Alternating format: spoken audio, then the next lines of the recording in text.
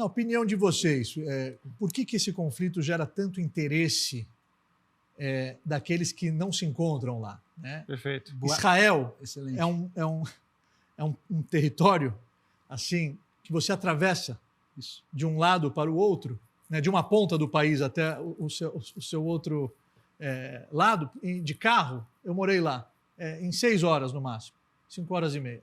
Por que aquele pedacinho, o que está acontecendo lá gera tanto interesse das pessoas que assinam e que moram aqui no nosso Brasil? Foi uma experiência incrível. O Felipe já tinha ido para Israel, foi a minha primeira vez, foi por causa do filme, em função do filme. Aquele pequeno pedaço de terra, ali está as 3 principais religiões do mundo, que definem a cosmovisão, o jeito que as pessoas enxergam a vida. Estão ali, as 3 principais religiões monoteístas. Sim. São elas o judaísmo, o cristianismo e o islamismo. E é um espaço, inacreditável quando você vai e vê. Espaço geográfico minúsculo, porque de menos você de 1 vai quilômetro, né? Em 5 minutos de um ponto... São 3 bairros na Cidade Velha, por exemplo. Isso. E é 5 minutos um do outro. E você vê simplesmente coisas muito importantes, pontos fundacionais para essas religiões convivendo. E a população convivendo também. Tem muita gente que não sabe, mas tem muitos árabes dentro de Israel. Claro. Muitos. Milhões. Milhões. Que sentam no parlamento. Sim, tem representação que receberam política. Cidadania israelense. Perfeito. As pessoas não sabem disso. Então tem esse convívio ali. Então eu acho que todos nós... E geograficamente também está na fronteira entre a democracia, que a gente conhece, Exato. e o modelo das ditaduras, né? Com exceção lá da Coreia do Sul, mas enfim... É meio que a Japão, fronteira da civilização ocidental ali, né? E geograficamente falando também. Então é muito interessante isso, porque eu acho que todos nós que somos cristãos, judeus, são islâmicos, tem ali uma conexão, mesmo que inconsciente, mesmo que não percebida, tem ali uma conexão. E, além disso, a geopolítica do mundo é dividida ali naquele pedaço de terra. Perfeito. Então, o Israel soa como um laboratório de tudo que aconteceu e pode acontecer no mundo. Eu acho que é por isso que tem até uma coisa um pouco mística, digamos assim. E no caso do povo judeu, o seu vínculo com aquela terra é milenar. É milenar. Milenar. Eu morei lá 12 anos e nas minhas idas e vindas, sentou do meu lado um senhor de idade e quando o avião estava prestes a pousar em Israel, ele começou a chorar. Quando ele viu as luzinhas, ele chorava. Eu falei, o que aconteceu? O senhor está passando? Foi a primeira vez que eu vou para Israel, um homem de 60 e poucos anos. Já estava emocionado de ver as luzinhas. Imagina quando esse homem desembarcar e visitar, por exemplo, o Kotel HaMaravi, o muro. Então, o vínculo do povo judeu, arqueologicamente falando, quer dizer, cada pedacinho de terra, lá vocês puderam presenciar, está vinculado com a história de Israel. Então, esse vínculo do seu povo com a sua terra, milenar, com a sua cultura, vários exílios, e o retorno com a independência do Estado de Israel, milagrosamente, em 1948, foram atacados imediatamente por 7 países árabes. E se Israel hoje existe, é um milagre revelado, na minha opinião. Se toda a cultura judaica lá existente, que exporta não só valores como ciência, tecnologia, cultura, literatura, startups, soluções para o mundo inteiro, isso é um milagre revelado, porque em todas as gerações se levantam contra essa nação. Mas nós recebemos uma promessa. E essa promessa é que o povo de Israel, a descendência dos patriarcas, a descendência de Abraão, de Isaac e Jacó, perpetuará para todo sempre. Então vocês puderam explorar um pouquinho dessa luz e desse, na minha opinião, palácio do rei que lá se encontra, mas de uma maneira muito idealista. De uma maneira onde vocês provaram que a única democracia daquela região é o Estado de Israel. Uhum. Perfeito.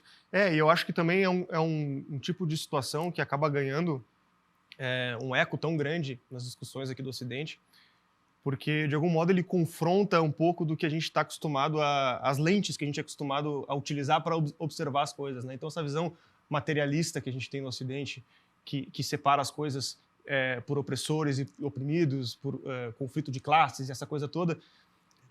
Quando a gente tenta importar o que está acontecendo no Oriente Médio, as coisas não batem, né? Então, todo esse discurso que a gente vê hoje nas universidades e tudo mais, em defesa das minorias, essa coisa toda, eles tentam, de uma certa forma, importar um pouco dessa visão para tentar analisar o que está acontecendo lá. Só que o que acontece lá é totalmente diferente disso, não se encaixa nessas lentes que a gente está acostumado a ver o mundo, né? Então, como você bem colocou, tem todo um fator histórico, cultural, religioso e vários outros aspectos que estão por trás desse conflito e que a gente, no Ocidente, meio que desconsidera. A gente acha que não se trata disso, é uma questão de território, porque um quer o território do outro, a gente não leva em conta esses outros aspectos. Não é uma guerra territorial, né? Não é uma guerra territorial e quem assistiu o documentário vai entender mais a fundo sobre isso.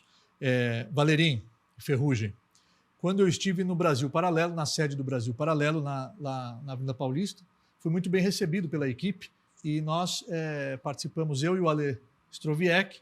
Querido Alê, em breve queremos você aqui na Arafcine Live Show.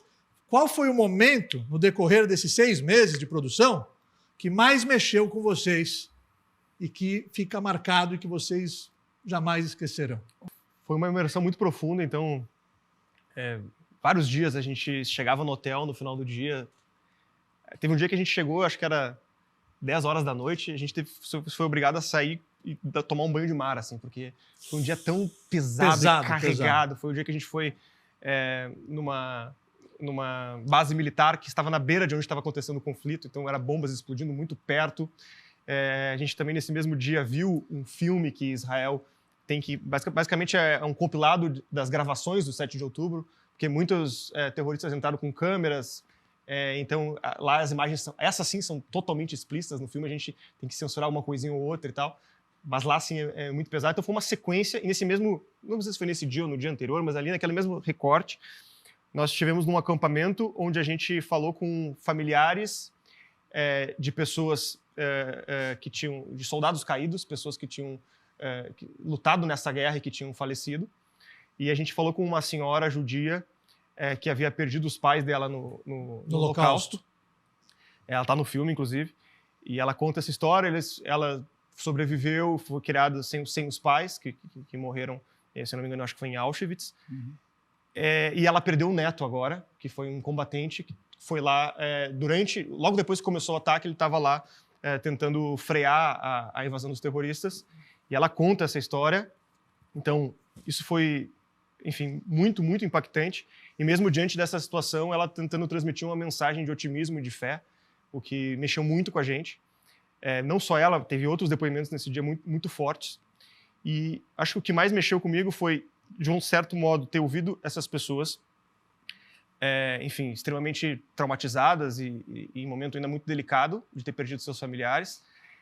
Ao mesmo tempo, com um senso de missão e de propósito, né? Teve até um recado de uma mãe que perdeu o filho, onde ela diz: eu queria pedir desculpa para ele, que ela queria deixar de mensagem, por ele ter tido que morrer por nós. Né? Então, isso foi muito forte. Isso te emocionou? E, ao mesmo tempo, nesse mesmo dia, a gente também ouviu familiares de pessoas que estavam sequestradas. Sim. Então... Pais de reféns, familiares de irmãos, reféns. Filho.